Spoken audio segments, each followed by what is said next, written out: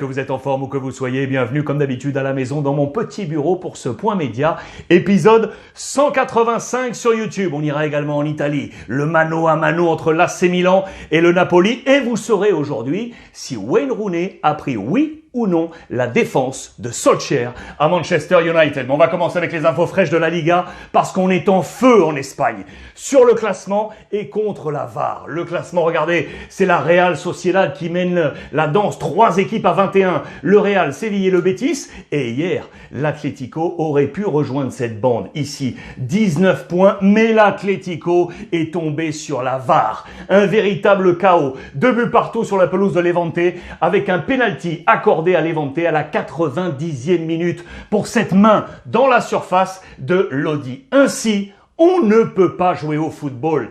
Voici le titre de nos confrères de Marca à l'encontre de la Liga, à l'encontre de la VAR. L'Atlético Madrid déçu bien évidemment. 3 matchs sans victoire. On a loupé le train une nouvelle fois du côté de la formation del Cholo Simeone qui au passage a été exclu. Là aussi, protestation contre l'arbitre. Vous pouvez imaginer que ça va en faire enfler la polémique. Attitude d'Antoine Griezmann sur cette photo et pourtant il a marqué enfin son premier but en Liga après les premiers buts marqué en Ligue des Champions, mais malheureusement on reste à quai. 2 buts partout. La seule bonne nouvelle, on va dire également, au-delà du but marqué par Antoine Griezmann, c'est le but marqué par Cunha, petit attaquant brésilien qui va faire du bien à Cholo Simeone pour alterner devant avec le trident Luis Suarez, Griezmann, João Félix.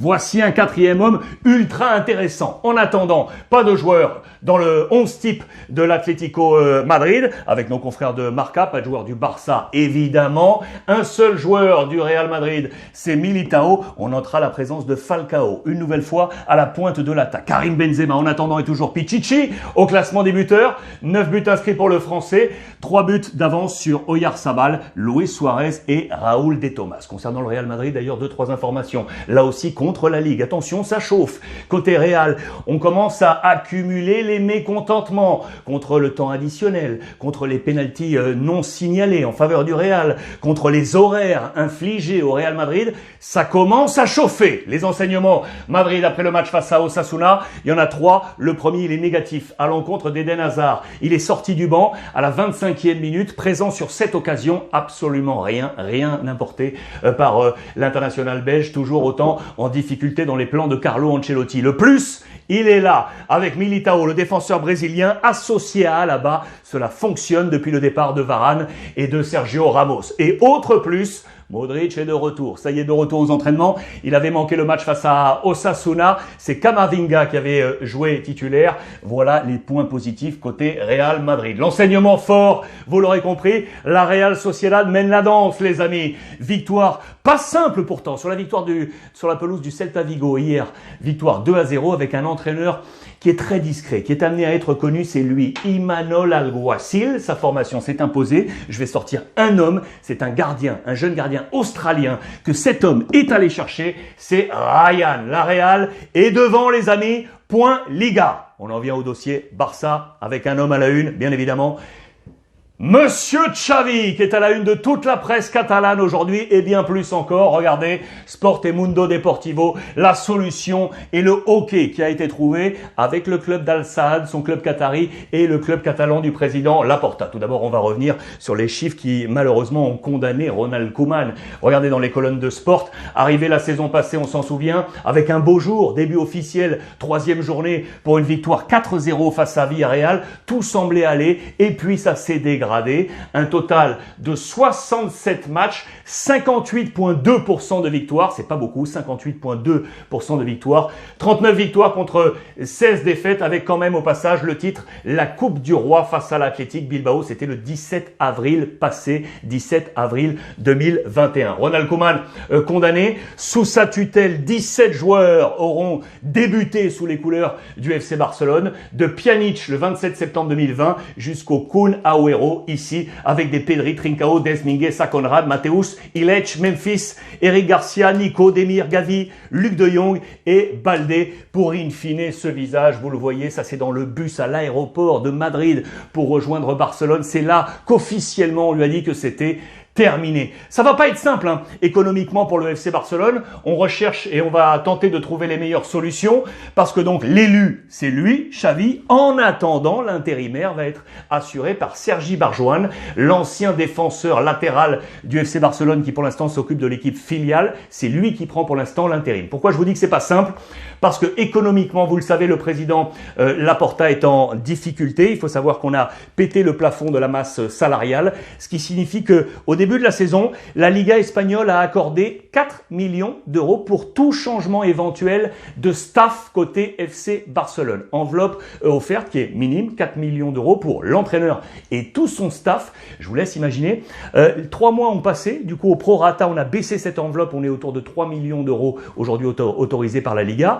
Vous ajoutez à ces 3 millions d'euros les 12 millions d'indemnités que l'on doit à Ronald Koeman. Ok, 12 plus 3, 15. Plus 1 million, c'est la clause libératoire demandée par Al Sadd pour Xavi. Au total, 16 millions d'euros. C'est donc un changement d'entraîneur qui pourrait coûter cher. 16 millions d'euros. Le président Laporta, avec Rafael Yuste, son numéro 2, est en train de trouver toutes les solutions parce que il est bien l'élu. Vous le voyez, la légende du FC Barcelone, l'ami Xavi. Il faut savoir, ça c'est confidentiel, que le président Laporta a des réticences. Il ne voulait pas forcément Xavi, mais il n'a pas d'autre solution aujourd'hui. Son choix numéro 1, souvenez-vous, lorsqu'il a pris les commandes du club, c'était d'aller chercher Pirlo, voire Conte.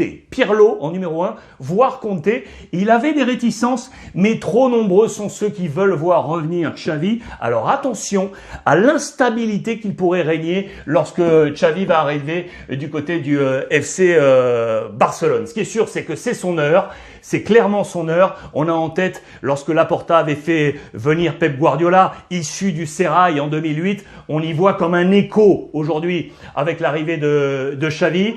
Mais il y a des choses et des interrogations qui vont maintenant se poser. Alors, ce qui est sûr, c'est que pour tous les supporters du Barça, c'est une super bonne nouvelle. C'est une légende. Il a commencé quand il avait à peine quelques années pour être la légende, la Ligue des Champions, le trio magique Ballon d'Or avec Iniesta et Lionel Messi. Lui qui a connu Pep Guardiola aux grandes heures. Lui qui a été également lancé avec Frank Rijkaard. On s'en souvient. C'est clair.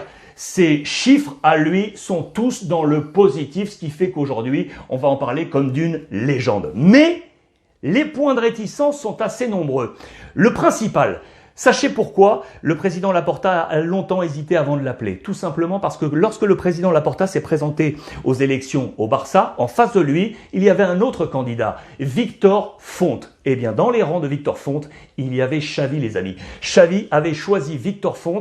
C'est lui qui lui avait d'ailleurs construit tout son plan sportif. Et du coup, il aimerait être un véritable manager. Il veut tout driver. Est-ce que le Barça va lui autoriser ça? Sachant qu'aujourd'hui, l'homme qui porte ses rênes sportives, c'est Matteo Alemany. Est-ce que Laporta va oublier le passé Victor Font de Xavi? Va-t-il lui laisser les clés? D'après moi, il aura toujours ça dans un coin de la tête. Et attention à Xavi. Ce qui est certain, c'est que en attendant, c'est lui qui va prendre les commandes. Donc Sergi Barjuan, premier entraînement déjà hier à 17h. Le club catalan aurait aimé voir Xavi déjà arriver, en tout cas physiquement, dès ce week-end. Mais le club d'Al Sadd a eu 2 exigences. La première, c'est de voir Xavi mener les 2 prochains matchs d'Al Sadd, ce samedi face à Al Ahly et mercredi face à Al Douaï. La deuxième exigence, c'est un match amical pour faire rentrer des fonds, bien évidemment du côté d'Al Sadd, pour rendre hommage à Xavi pour ses 4 années passées en tant que joueur et 2 années en tant que coach. Donc, il doit rester pour les 2 prochains matchs, plus un match hommage. Ce qui signifie que l'ami devrait arriver du côté du Barça, non pas pour ce week-end, non pas pour le match de Ligue des Champions ultra important face à Kiev, mais après la trêve pour le match face au Celta Vigo à Vigo. Ce sera le 6 novembre après la trêve. C'est là, normalement, que Xavi devrait arriver du côté du FC Barcelone. En tout, vous l'aurez compris, regardez, Xavi est le 4e entraîneur sur les 2 dernières années. On se souvient de Valverde qui avait été limogé alors qu'il était pourtant leader et sur la scène nationale et sur la scène européenne. On se souvient de Quique Setién qui avait été limogé après le 8-2 face au Bayern Munich. Koeman qui n'aura réellement jamais été dans les plans du président Laporta et donc Xavi qui va faire son arrivée. Je vous ai choisi ça également pour vous montrer la chronologie de tous les entraîneurs de l'après Guardiola. On se souvient de Tito Villanova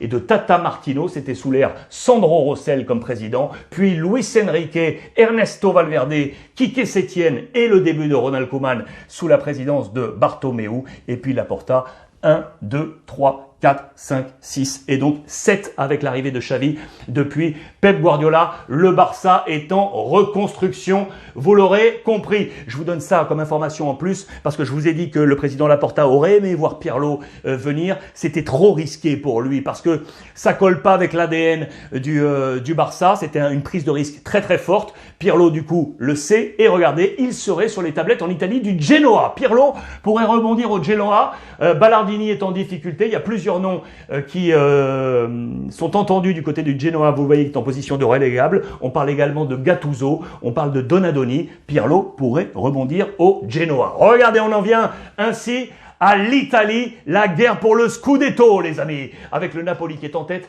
avec l'AC Milan. Les deux à 28 points. L'écart est en train de se creuser. On est là sur cette bataille pour le Scudetto, les amis. On est là avec deux informations fortes. La première, c'est ici la prolongation de contrat de Lautaro Martinez. L'Inter est en train de construire sa nouvelle ossature. Et la deuxième, on est donc là, c'est que le Napoli a répondu à la pression de l'AC Milan. Victoire 3-0 face à Bologne. Fabian Ruiz, tiens, ça me fait plaisir, a marqué le premier but en faveur du Napoli. Victoire 3-0. Les applaudissements parce que on réussit. Bravo au Napoli de Spalletti. On a pris un 7.5 ici du côté de l'entraîneur qui était l'entraîneur adjoint de Spalletti qui avait été exclu, on s'en souvient, Dominique Chini qui a pris un 7.5 pour l'ensemble de l'équipe. 7.5 c'est pour Fabian Ruiz, c'est la meilleure note. Voici l'ossature de ce Napoli avec également un super insigné ici sur les flancs, le numéro 24. Il y a Lozano de l'autre côté et vous le savez devant c'est Osimhen bien évidemment. Regardez les 4 défenseurs ici et le cœur du jeu là avec notamment Fabian Ruiz, Anguissa qui a été excellent dans ce match et Elmas. Cette équipe du Napoli est remarquable les amis, remarquable. Du côté de l'AC Milan, on maintient la pression donc avec la très très bonne gestion de Pioli. Regardez ces clés là avec 3 hommes ossature, Théo Hernandez, Sandro Tonali, Brahim Diaz. Ici, ce sont les hommes incontournables et les 2-3 postes où ça peut tourner. Je vous ai fait un zoom là-dessus parce que les 3 prochains matchs de Milan sont décisifs face à Rome, Porto en Ligue des Champions et l'affrontement face à l'Inter. Regardez ce zoom ici que je vous ai proposé. Alors, en rouge, c'est grosso modo les joueurs qui ne tournent pas, qui ne bougent pas à l'heure actuelle. En l'absence de Mike Maignan, logiquement c'est Tataru Sano, Tomori, Calabria, le français, Théo Hernandez, Tonali, Saelemaekers et donc Diaz. Les postes où ça bouge, on va dire qu'il y en a 4 en alternance. Kier Romagnoli, Kessié Benasser, Léo Rebic et ici grosso modo Ibrahimovic en Serie A et Giroud pour la Ligue des Champions. C'est grosso modo, voilà comme quoi c'est Milan. À l'Inter, l'information forte, elle est là. Prolongation de contrat pour l'ami Lautaro Martinez. Regardez, on est ici à 6 millions d'euros l'année. On va aller jusqu'en 2026. Ça, c'est un bon signe pour les supporters de l'Inter.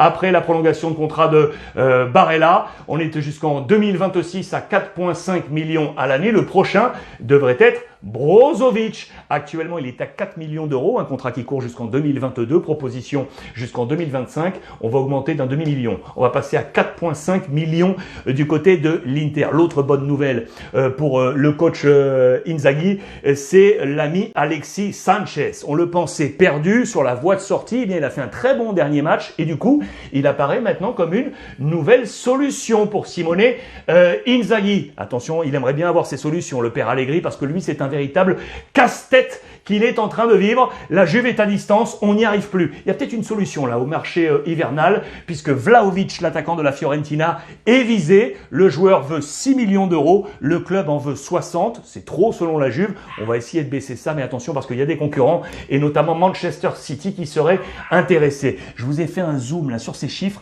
très intéressant pour comprendre le casse-tête de Max Allegri. Regardez, ça c'est la distance actuelle avec la première place. On est à 13 points. C'est un record négatif. Regardez au préalable, les records négatifs, on était à 11 points en 2015-2016. On était à 8 points dans les années 40. 13 points d'écart avec la première place, les amis. 13 points d'écart. Là en rouge, c'est l'actuelle saison et en noir, c'est le record négatif historique. Le nombre de points, on est à 15.